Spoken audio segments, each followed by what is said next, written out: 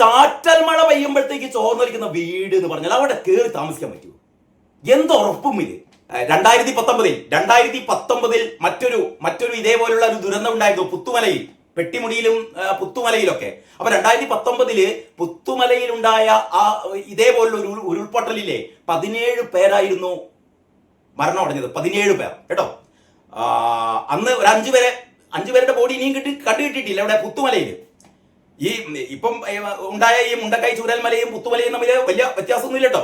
അങ്ങനെ ഈ പുത്തുമലയിൽ ഇതേപോലെ എപ്പോഴാണ് 2019, 7 വർഷം മുമ്പ്, പിണറായിന്റെ കാലത്ത് തന്നെ അപ്പൊ കുറെ സന്നദ്ധ സംഘടനകൾ കുറെ പൈസയൊക്കെ കൊടുത്ത് സർക്കാർ എല്ലാം കൂടി ചേർന്നിട്ട് ഇവർക്ക് ഇതേപോലെ ഒരു ടൗൺഷിപ്പ് അവിടെ ഉണ്ടാക്കി കൊടുത്തിരുന്നു.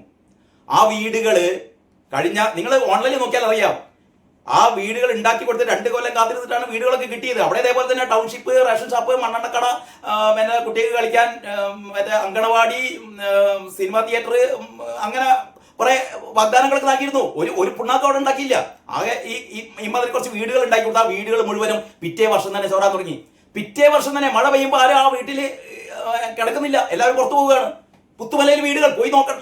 ഇത് കഴിഞ്ഞ വർഷവും അതിന്റെ മുമ്പത്തെ വർഷമൊക്കെ നമ്മുടെ എല്ലാ TV ചാനലുകളിലും ഇത് സംബന്ധിച്ചുള്ള ദൃശ്യങ്ങൾ ഉണ്ടായിരുന്നു. പുത്തുമലയിലെ വീടുകൾ, ചോർന്നൊലിക്കുന്ന വീടുകൾ.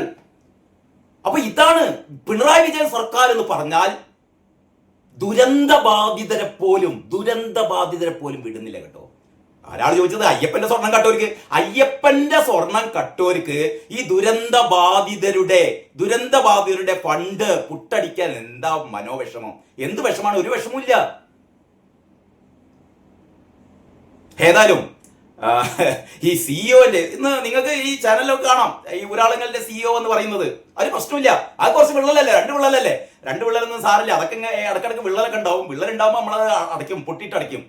വിള്ളലുണ്ടാകുമ്പോൾ പൊട്ടിട്ടടയ്ക്കും. വല്ലാണ്ട് വെള്ളം വരികയാണെങ്കിൽ താഴെ ഇങ്ങനെ കോളാമ്പി വെച്ചാൽ മതി, അല്ലെങ്കിൽ താഴെ ബക്കറ്റ് വെച്ചാൽ മതി. അതിലേക്ക് വെള്ളം ഇങ്ങനെ വന്നോളൂ. അത്രയേ ഉള്ളൂ. വലിയ പ്രശ്നമൊന്നുമില്ല എന്നാ പറയുന്നത്.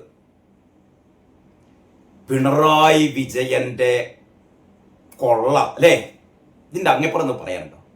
ഇത് യഥാർത്ഥത്തിൽ ആ ഇലക്ഷന്റെ മുന്നേ വേണ്ടി, വോട്ടെടുപ്പിന്റെ മുമ്പേ ഈ വിള്ളലൊക്കെ കണ്ട് ഇപ്പൊ എത്ര ആൾക്കാര് പിണറായി വിജയന് വോട്ട് ചെയ്തിട്ടുണ്ടാവും അറിയോ? കാരണം ഇയാള് വലിയ എന്താ പറയാ, വയനാട്ടിലെ ജനങ്ങൾക്ക് മുഴുവൻ വീടുണ്ടാക്കി കൊടുക്കുന്ന കാരുണ്യവാൻ മമ്മൂട്ടിയാണ് ആദ്യം പറഞ്ഞത്. ഇത് സർക്കാരിന്റെ പരിപാടിയൊന്നല്ല, ഇത് ജനങ്ങളാണ് ഈ വീടുകൾ ഉണ്ടാക്കി കൊടുക്കുന്നത് പറഞ്ഞ ആദ്യമായി പൊതുസമൂഹത്തോട് സത്യം വിളിച്ചു പറഞ്ഞത് മമ്മൂട്ടിയാണ്. അത് കഴിഞ്ഞിട്ട് സ്മൃതി പരുത്തിക്കാട് പറഞ്ഞു അല്ലെ, റിപ്പോർട്ടർ ചാനലിലെ. അപ്പോഴാണ് സ്മൃതിക്കെതിരെ ഭയങ്കര ഒച്ചപ്പാടും ബഹളവും. സ്മൃതി പറഞ്ഞത് അവിടെ കാട്ടിക്കൂട്ടുന്ന നാടകങ്ങളെ കുറിച്ചായിരുന്നു. അതായത് ഞങ്ങൾ എന്തോ ഔദാര്യം ചെയ്യുന്നു, എന്നുള്ള രീതിയിലാണ് ഈ ദുരന്തബാധിതർക്ക് വീടുണ്ടാക്കി കൊടുക്കുന്നത്. അതിനെയാണ് സ്മൃതി പരുത്തിക്കാട് ചോദ്യം ചെയ്തത്. മാത്രമല്ല പിണറായി വിജയൻ വോട്ട് കിട്ടാൻ വേണ്ടിയിട്ട് ധർമ്മടത്തേക്ക് കൊണ്ടുവരികയാണ് ആൾക്കാരെ. ഇവിടുന്ന് ഈ പറയുന്ന ദുരന്ത ഭൂമിയിൽ നിന്ന് പാവപ്പെട്ട മനുഷ്യരെ, മക്കൾ നഷ്ടപ്പെട്ട അമ്മമാരെ കൊണ്ടുവരികയാണ് ധർമ്മടത്തേക്ക്, ആട്ടിത്തെളിച്ച് കൊണ്ടുവരുന്നു. എന്നിട്ട് പിണറായി വിജയനെ കണ്ടിട്ട് പിണറായി വിജയനെ കാൽക്കലേക്ക് ഇങ്ങനെ വീഴ്ത്തിപ്പിക്കുകയാണ്. ഓ കാരുണ്യവാനായ തമ്പുരാനെ, ഞങ്ങൾക്ക് വീട് തന്നല്ലോ, ഔ ഞങ്ങൾക്ക് സന്തോഷം സഹിക്കാൻ വയ്യേ. അപ്പതാ സന്തോഷം സഹിക്കാൻ വയ്യ ആർക്കും. എല്ലാം കിട്ടിയ വീട്ടിലൊക്കെ വിള്ളല്. എന്താ പറയേണ്ടത്? വിള്ളൽ എന്ന് പറഞ്ഞു കഴിഞ്ഞാൽ എങ്ങനെയാണ്? നമ്മളൊരു വിള്ളൽ എന്ന് പറഞ്ഞു കഴിഞ്ഞാൽ അത് സ്ട്രക്ചറലി ഡാമേജിങ് ആയിട്ടുള്ള ഒരു സംഭവം ആകുമ്പോഴാണ് നമുക്ക് ഇത് വിള്ളൽ എന്നൊക്കെ പറയാൻ പറ്റുന്നത്. വലുതാകുമ്പോൾ ഇതൊരു 1 mm താഴെയുള്ള ചെറിയ ക്രാക്കുകൾ. അതിപ്പം ഇത് 1 mm താഴെയുള്ള ചെറിയ ക്രാക്കാണ്. ഇത് വിള്ളലല്ലാന്നേ. ഇത് സിഇഒ പറയാണ്. ആരെ? ഒരാളുകളുടെ സിഇഒ പറയാണ് ഇത് വിള്ളലല്ലാന്നേ, ഇത് ചെറിയ ക്രാക്ക്. കേട്ടോ? എന്താ വിളിക്കേണ്ടവനെ? പൊട്ട, തൽക്കാലം അങ്ങനെ വിളിക്കാം. എടോ പൊട്ട, ഈ ക്രാക്ക് എന്ന് പറഞ്ഞാലാണ് വിള്ളല്. ഇത് വിള്ളലല്ല, ഇത് വിള്ളൽ വലുത്. മൂപ്പർ അങ്ങനെ പറഞ്ഞു, വിള്ളൽ എന്ന് പറഞ്ഞാൽ വലുത്. ഇത് വിള്ളലൊന്നല്ല, ഇത് ക്രാക്കാണ്. എന്റെയൊക്കെ കരണക്കുറ്റി അല്ല കേട്ടോ, പന്നിപ്പടക്കം വെച്ച് പൊട്ടിക്കേണ്ടതാണ് പിന്നേക്ക് കേട്ടോ. ഇത് വിള്ളൽ എന്ന് പറഞ്ഞു കഴിഞ്ഞാൽ എങ്ങനെയാണ്? നമ്മളൊരു വിള്ളൽ എന്ന് പറഞ്ഞു കഴിഞ്ഞാൽ അത് സ്ട്രക്ചറലി ഡാമേജിങ് ആയിട്ടുള്ള ഒരു സംഭവം ആകുമ്പോഴാണ് നമുക്ക് ഇത് വിള്ളൽ എന്നൊക്കെ പറയുന്നത്. സ്ട്രക്ചറലി ഡാമേജ്ഡ് ആകുമ്പോഴാണ് വിള്ളൽ. മനസ്സിലായില്ലേ? വയനാട്ടിലെ ദുരന്തബാധിതരോട് നാളെ കാരണഭൂതം പോയി പറയും, അതെ ഇത് വിള്ളലല്ല, സ്ട്രക്ചറലി ഡാമേജ്ഡ് ആകുമ്പോഴാണ് വിള്ളൽ. ഇത് വിള്ളൽ എന്നത് ക്രാക്കാണ്. അപ്പൊ ഇതിലേക്കൂടെ വെള്ളം വരും, താഴെ ബക്കറ്റ് വെച്ചാൽ മതി.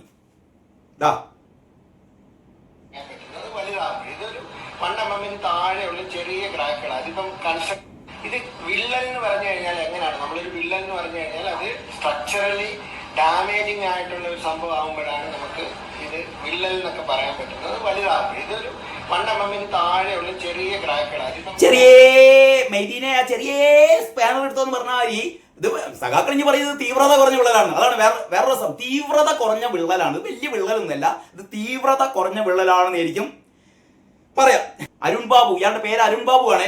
ഈ മുതലിന്റെ പേര് ഇപ്പം സംസാരിച്ച ഈ മുതലുണ്ടല്ലോ, അരുൺ ബാബു ഊരാളുങ്കലിന്റെ CEO ആണ്. കരാറുകാരനല്ല, കോൺട്രാക്ടറാണ്. ഇയാൾ കരാറുകാരനല്ല, കോൺട്രാക്ടർ. വിള്ളലല്ല, ക്രാക്കാണ്. ഇത് വിള്ളലല്ല, ക്രാക്കാണ്. ഞാൻ കരാറുകാരനല്ല, ഞാൻ കോൺട്രാക്ടറാണ്. പോരെ, എന്താ ചെയ്യാ?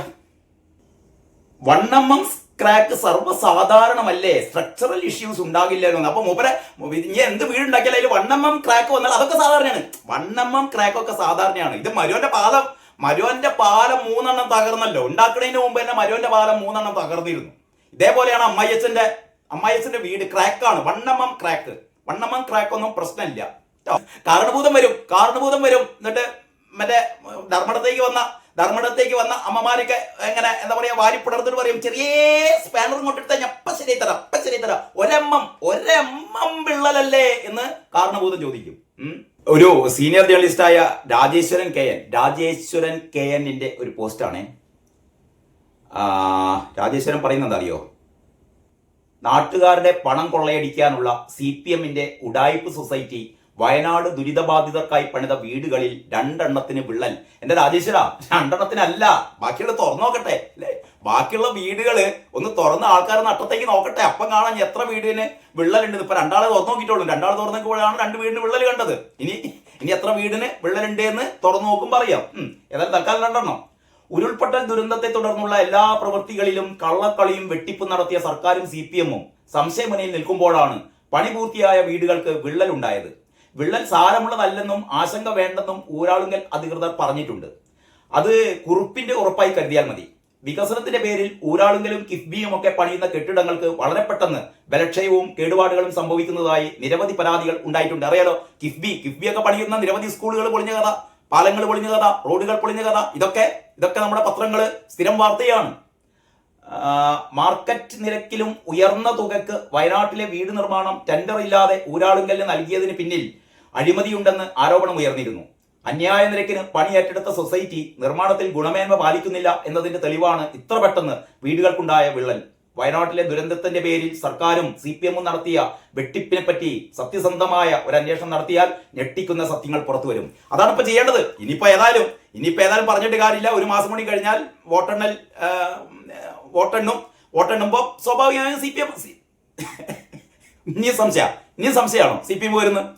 അങ്ങനെ വോട്ടെണ്ണുമ്പോ എന്തായാലും UDFന് അധികാരം കിട്ടും. പിന്നെ മുഖ്യമന്ത്രി ആരെന്നൊക്കെയുള്ള അടിയും പിടിയൊക്കെ ഒരു ഭാഗത്ത് നടക്കും. അതൊക്കെ സ്വാഭാവികമാണ്. ഇപ്പൊ സുധാരേട്ടൻ എന്ന് പറഞ്ഞിട്ടുണ്ട്. ഇതൊക്കെ സ്വാഭാവികമാണ്. ഇതിപ്പോ പണ്ടുണ്ടായിട്ടില്ലേ? മുഖ്യമന്ത്രി ആരെന്നുള്ള ചർച്ചയൊക്കെ വേണമെന്നാണ് മൂപ്പര് പറയുന്നത്. സുധാരേട്ടൻ പറയുന്നത് മുഖ്യമന്ത്രി ആരെന്നുള്ള ചർച്ച വേണം, എല്ലാവരും ചർച്ച ചെയ്യട്ടെ, എന്നിട്ട് അവസാനം തീരുമാനിക്കട്ടെ എന്നാണ് സുധാരേട്ടൻ പറയുന്നത്. അതേപോലെ ചർച്ചയൊക്കെ നടത്തട്ടെ, അവസാനം അടി കൂടട്ടെ, അടിയൊക്കെ ഉണ്ടായിട്ട് അവസാനം ഒരു മുഖ്യമന്ത്രി ആവുമല്ലോ. ഏതായാലും ഒരു മുഖ്യമന്ത്രി വരും. അങ്ങനെ മുഖ്യമന്ത്രി വന്നു കഴിഞ്ഞാൽ ആദ്യം ചെയ്യേണ്ടത് ഈ ദുരന്ത ബാധിതരുടെ എത്ര കോടി ആരൊക്കെ വെട്ടിച്ചു, ആരൊക്കെ പുട്ടടിച്ചു എന്നുള്ളതാണ് UDF സർക്കാർ ആദ്യമായി കണ്ടെത്തേണ്ടത് കേട്ടോ. അയ്യപ്പന്റെ അത് കഴിഞ്ഞിട്ട് മതി. അയ്യപ്പന്റെ സ്വർണം കട്ടവരെ പിടികൂടേണ്ടത് അത് കഴിഞ്ഞിട്ട് മതി. ആദ്യത്തെ പ്രാധാന്യം. കാരണം അയ്യപ്പന്റെ സ്വർണം കട്ടതിനേക്കാൾ ഗുരുതരമാണ് ഈ പറയുന്ന ദുരന്ത ബാധിതരുടെ കണ്ണീര് അല്ലേ? കണ്ണീരുണങ്ങാത്ത ആ ദുരന്ത ബാധിതരുടെ പൈസ കൊള്ളയടിക്കാന്ന് പറഞ്ഞുണ്ടല്ലോ. പിണറായി വിജയ, ഇതൊക്കെ എവിടെ കൊണ്ടുവെക്കാനാണോ? എവിടെ കൊണ്ട് വെക്കാനാണ്? ഈ ശാപം ഉള്ള കാലത്തും തീരില്ല കേട്ടോ. ഈ ദുരന്ത ബാധിതരുടെ ശാപം ഉണ്ടല്ലോ, ഭാഗ്യം പറയുന്നില്ല കേട്ടോ, ഭാഗ്യം പറയുന്നില്ല. അതൊക്കെ അനുഭവിക്കണം. അപ്പോഴേ അറിയുള്ളൂ കേട്ടോ, അപ്പോഴേ അറിയുള്ളൂ. വയനാട് ദുരന്ത ബാധിതർക്ക് വേണ്ടി സംസ്ഥാന സർക്കാർ നിർമ്മിച്ചുകൊണ്ടിരിക്കുന്ന 410 വീടുകളാണ് നിർമ്മിക്കുന്നതെന്ന് നമുക്കറിയാം. അതിൽ 178 വീടുകളുടെ താക്കോൽ സമർപ്പണം മുഖ്യമന്ത്രി പിണറായി വിജയൻ കഴിഞ്ഞ മാസം 1-ാം തീയതി മാർച്ച് 1-ാം തീയതി നിർവഹിച്ചു. അതിന് വൻ പരസ്യങ്ങൾ ചാനലുകൾ തോറും അവരുടെ സമയം പ്രത്യേക സ്ലോട്ടുകൾ വാങ്ങിക്കൊണ്ട് കോടികൾ ചെലവാക്കിക്കൊണ്ട് ഉദ്ഘാടന മാമാങ്കം നടത്തി. ഈ ഇലക്ഷനോടനുബന്ധിച്ച് ഇടത് സർക്കാരിന് വോട്ട് കിട്ടാൻ വേണ്ടിയിട്ട് പിണറായി വിജയനാണ് ഈ കാര്യങ്ങളൊക്കെ ചെയ്തത് എന്ന് വരുത്തി തീർക്കാൻ വേണ്ടിയിട്ട് ഇവർ നടത്തിയൊരു നാടകം. യഥാർത്ഥത്തിൽ ഞാൻ ഈ വീഡിയോയുടെ തുടക്കത്തിൽ പറഞ്ഞത് സംസ്ഥാന സർക്കാർ നിർമ്മിച്ച എന്നാണ്, അല്ലെങ്കിൽ സംസ്ഥാന സർക്കാർ നിർമ്മിച്ചുകൊണ്ടിരിക്കുന്ന എന്നാണ്. സാങ്കേതികമായി നമുക്ക് അങ്ങനെ പറയാം. പക്ഷേ യഥാർത്ഥത്തിൽ വയനാട്ടിലെ ദുരന്ത ബാധിതർക്ക് ആരാണ് വീട് നിർമ്മിച്ചു കൊടുക്കുന്നത്? നമ്മളാണ്. കാരണം മുഖ്യമന്ത്രിയുടെ ദുരിതാശ്വാസ നിധിയിൽ 775 കോടി രൂപ, എത്രയാണ്? 775 കോടി രൂപ നമ്മൾ എന്ന് പറഞ്ഞാൽ കേരളത്തിനകത്തും പുറത്തുമുള്ള മനുഷ്യസ്നേഹികൾ സംഭാവന ചെയ്തതാണ് 774 കോടി രൂപ. അത് കയ്യിലുണ്ട്. അവിടെ സ്ഥലം വാങ്ങാൻ വേണ്ടി ഉപയോഗിച്ചത് എത്രയാ? 46 കോടിയായിട്ടാണ് അവിടെ സ്ഥലം, ഈ 2 എസ്റ്റേറ്റുകളിലും സ്ഥലം വാങ്ങാൻ വേണ്ടിയിട്ട് സംസ്ഥാന സർക്കാർ ഉപയോഗിച്ചത് ഏതാണ്ട് 40 കോടിയോ 45 കോടി രൂപയാണ്. അവിടെ ഈ 178 വീടുകൾ താക്കോൽ നൽകിയല്ലോ. പക്ഷെ താക്കോലേ നൽകിയിട്ടുള്ളൂ, താക്കോലും അതിന്റെ രേഖകളും മാത്രമേ നൽകിയിട്ടുള്ളൂ. പക്ഷെ ആർക്കും അവിടെ പോയി താമസിക്കാൻ പറ്റില്ല. കാരണം ആ മാർച്ച് 1 കഴിഞ്ഞിട്ട് ഇപ്പോൾ 17-ാം തീയതി 1.5 മാസം കഴിഞ്ഞു. 1.5 മാസം കഴിഞ്ഞിട്ട് പോലും, വിഷു കഴിഞ്ഞിട്ട് പോലും അവിടെ ഒരാൾക്കും താമസിക്കാൻ പറ്റുന്നില്ല. കാരണം വീടുകളുടെ പണിയൊന്നും തീർന്നിട്ടില്ല. വീടുകളുടെ പണി തീർന്നിട്ടില്ല. അവിടെ വാട്ടർ കണക്ഷൻ ഇല്ല, ഇലക്ട്രിസിറ്റി കണക്ഷൻ ഇല്ല. അവിടെ ആർക്കും പോയി താമസിക്കാൻ പറ്റില്ല. ഇപ്പോൾ കേൾക്കുന്ന ഏറ്റവും ഞെട്ടിപ്പിക്കുന്ന വാർത്ത എന്ന് പറഞ്ഞാൽ അതിലെ പല വീടുകളിലും വിള്ളലുകൾ വീണിരിക്കുന്നു. ഭിത്തിയിലല്ല കേട്ടോ, ഭിത്തിയിലല്ല, റൂഫില്, മേൽപ്പുരയിൽ, റൂഫിൽ വിള്ളലുകൾ വീണിരിക്കുന്നു. റൂഫിൽ വിള്ളലുകൾ വീണാലുള്ള അവസ്ഥ അറിയാലോ. വെള്ളം കിനിഞ്ഞിറങ്ങുന്നു. കഴിഞ്ഞ ദിവസം അവിടെ മഴ പെയ്തിരുന്ന അത്രേ. അപ്പോഴാണ് നൗഫൽ എന്ന് പറയുന്ന ആളാണ് ആദ്യമായി ഈ വിവരം പുറം ലോകത്ത് അറിയിച്ചത്. തനിക്ക് വേണ്ടിയിട്ട് എന്ന് പറഞ്ഞാൽ ഈ പറയുന്ന മാർച്ച് 1-ാം തീയതി താക്കോൽ വാങ്ങിയ ഈ നൗഫൽ അവിടെ താമസിക്കുന്നൊന്നുമില്ല. പക്ഷെ അയാൾ വീട് വാതിലും തുറന്നു നോക്കിയപ്പോൾ അതാ മേൽക്കൂരയിൽ നിന്ന്, ചെറിയൊരു മഴ കഴിഞ്ഞ ദിവസം പെയ്തിട്ടുള്ളൂ, മേൽക്കൂരയിൽ നിന്ന് വെള്ളം കിനിഞ്ഞിറങ്ങുന്നു. 26,95,000 രൂപ ഒരു വീടിന് ഊരാളുങ്കലിന് സംസ്ഥാന സർക്കാർ കൊടുക്കുന്ന എത്രയാണ്? ഈ ഫണ്ടിൽ നിന്ന്, നമ്മൾ കൊടുത്ത ഫണ്ടിൽ നിന്ന് 26,95,000, നമുക്ക് സൗകര്യത്തിന് 27 ലക്ഷം എന്ന് പറയാം. ഇത് ഈ ഊരാളുങ്കലാണ് കണക്കാക്കിയത്. ഞങ്ങൾക്ക് 27 ലക്ഷം വേണം ഇങ്ങനെ ഒരു വീട് പണിയാന്നാണ് പറഞ്ഞത്. ഒരു ചോദ്യം ഉത്തരം ഒന്നും ഉണ്ടായില്ല. 27 ലക്ഷം ആണെങ്കിൽ 27 ലക്ഷം. ഒരു പക്ഷേ വീടിന്റെ പണി കഴിയുമ്പോഴത്തേക്ക് ഊരാളുങ്കൽ ചിലപ്പോൾ പണി 27 അല്ല 37 ആയി എന്ന് പറഞ്ഞാൽ കൊടുക്കാലോ. കയ്യിൽ പൈസ ഉണ്ടല്ലോ. കാരണം ഒരു വീടിന് 26 ലക്ഷം അല്ലെങ്കിൽ 27 ലക്ഷം രൂപ കൊടുത്തു കഴിഞ്ഞാലും ഈ ദുരിതാശ്വാസ ഫണ്ടിലെ ഒരു 100 കോടി ആവുന്നുള്ളൂ. ഒരു 100 കോടി രൂപയാകുന്നുള്ളൂ. ബാക്കി 600 കോടി രൂപ, 650 കോടി രൂപ അവിടെ കിടക്കുകയാണ്. അപ്പോൾ സംസ്ഥാന സർക്കാരിന്റെ കയ്യിൽ ആവശ്യത്തിലേറെ ഫണ്ട്. കേന്ദ്രം തരുന്നില്ല എന്നായിരുന്നു പാട്ടുപാടിയത്. പക്ഷെ കേന്ദ്രം ഏറ്റവും അവസാനം 530 കോടി രൂപ കൊടുത്തു. 530 കോടി രൂപ. അപ്പോഴാണ് പറഞ്ഞത് ഇത് തിരിച്ചടയ്ക്കണല്ലോ എന്ന്. എപ്പോഴാണ് തിരിച്ചടക്കേണ്ടി അറിയാം? 50 കൊല്ലം കഴിഞ്ഞിട്ട്. 50 കൊല്ലം കഴിഞ്ഞിട്ട് തിരിച്ചടയ്ക്കണല്ലോ എന്ന് പറഞ്ഞിട്ട് ഇപ്പം അറിയുന്നില്ല. എന്ത് കാര്യം? 50 കൊല്ലം കഴിഞ്ഞിട്ടല്ലേ? അന്ന് ആര് എവിടെയൊക്കെ ആർക്കറിയാം? അന്നത്തെ കാര്യമല്ലേ? അപ്പൊ 530 കോടി രൂപ വീണ്ടും കിട്ടി. ഏറ്റവും അവസാനം കിട്ടി. അതിന്റെ മുമ്പേ ഒരു 3 പ്രാവശ്യമായിട്ട് എനിക്ക് തോന്നുന്നു ഒരു 750 കോടി രൂപയോളം കിട്ടിയിട്ടുണ്ട്. 3 പ്രാവശ്യം SDRF-ലേക്ക് കേട്ടോ, സംസ്ഥാന ദുരിതാശ്വാസ ഫണ്ടിലേക്ക് കേന്ദ്ര സർക്കാരിന്റെ ഫണ്ടുകൾ 3 പ്രാവശ്യം വന്നിട്ടുണ്ട്. ഇത് 4ാമത്തെ പ്രാവശ്യമാണ് 530 വന്നത്. അപ്പൊ ചുരുക്കി പറഞ്ഞാൽ ഒരു 2000 കോടി രൂപ കയ്യിൽ വെച്ചിട്ടാണ് ഇമാതിരി തെമ്മാടിത്തം എന്നല്ല പിന്നെ എന്താ അതിനെ പറയാ. മാത്രമല്ല ഇപ്പൊ കമ്മികള്, ഈ അന്തം കമ്മികളെ ന്യായീകരിക്കാണ്. ഒരു പുതിയൊരു ഫേസ്ബുക്ക് പോസ്റ്റ് കണ്ടു. അത് വിള്ളലൊന്നുമല്ല, അത് മാർക്ക് ചെയ്താണ്. വിള്ളലല്ല, മാർക്ക് ചെയ്താണ്. പിന്നെ വെള്ളം ഇങ്ങനെ കിനിയുന്നെന്ന് തോന്നിയത് ഇയാൾക്ക് തോന്നിയതാണ് അത്ര. ഇയാൾക്ക് തോന്നിയതാണ് വെള്ളം ഇങ്ങനെ കിനിയുന്നു. വെള്ളം ഒന്നും കിനിയുന്നില്ല എന്ന് പറയുന്നത്. അതേസമയത്ത് ഊരാളുങ്കലിന്റെ CEO വന്നിട്ട് അതൊക്കെ പരിശോധന നടത്തിയിട്ട് പറഞ്ഞു ഞങ്ങൾ അവിടെ ഇത് വിള്ളൽ അടയ്ക്കാൻ വേണ്ടി പോവുകയാണ് അത്രേ. പിന്നെ മൂപ്പർ എന്താ പറഞ്ഞു വെച്ചാൽ ഇത് അതായത് വീടിന്റെ പണിയൊക്കെ കഴിഞ്ഞിട്ട് താക്കോല് കൊടുത്തതാണ്. ഈ വീടുകളുടെ ഈ ഇലക്ട്രിസിറ്റിയും വാട്ടർ കണക്ഷനും ആയിട്ടില്ല എന്നുള്ളൂ. അവിടെ ടൈൽസ് ബാക്കിയുള്ള സംഭവങ്ങളൊക്കെ ചെയ്തിട്ടാണ് ഈ ഒരു 178 വീടുകളുടെ താക്കോല് കൊടുക്കുന്നത്. പക്ഷെ അതിന്റെ ഇത്തരത്തിലുള്ള വർക്കൊക്കെ കഴിഞ്ഞിട്ട് പോലും ഇത് കൈമാറ്റം ചെയ്യാവുന്ന അവസ്ഥയിലാണോ? ഇതിന്റെ ഗുണനിലവാര പരിശോധന ഇതുവരെ കഴിഞ്ഞിട്ടില്ല എന്നാണ് CEO എന്ന് പറയുന്നത് ഊരാളുങ്കലിന്റെ. അത് അവിടെയും ഇവിടെയൊക്കെ മാന്തി കുത്തി ഒക്കെ നോക്കണത്രേ ഇതിന് ബലം ഉണ്ടോന്ന്. നിങ്ങൾ എവിടെയും കേട്ടിരിക്കുന്നു. ഞാൻ ചോദിക്കട്ടെ, നിങ്ങളൊരു വീടുണ്ടാക്കാന്ന് ചോദിക്കാം.